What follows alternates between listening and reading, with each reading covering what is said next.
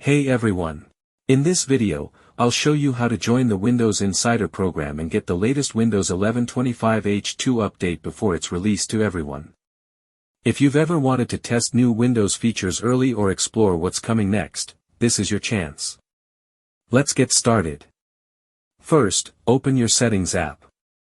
You can do this by clicking on the Start menu and selecting the gear icon. Now, from the sidebar, click on Windows Update.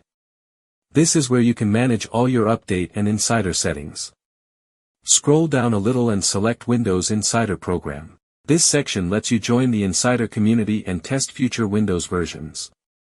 Click on Get Started to begin the process.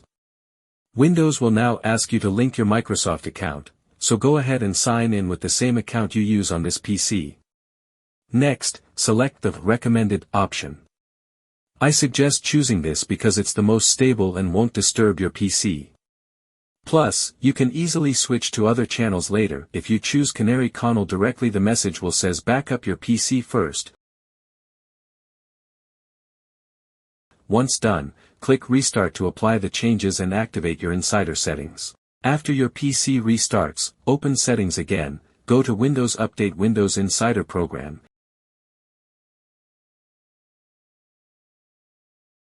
and here you'll see your insider options. Now switch to the Canary Channel. This is where the latest Windows 11 25H2 builds are released first. Once you've selected the Canary Channel, go back to the Windows Update page and click Check for updates. You'll see the Windows 11 25H2 update start downloading and installing. Just wait for it to finish, and that's it.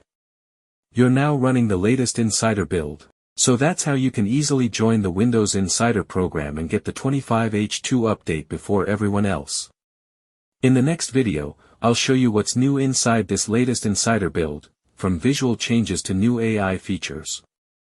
Don't forget to like, subscribe, and turn on notifications so you don't miss it.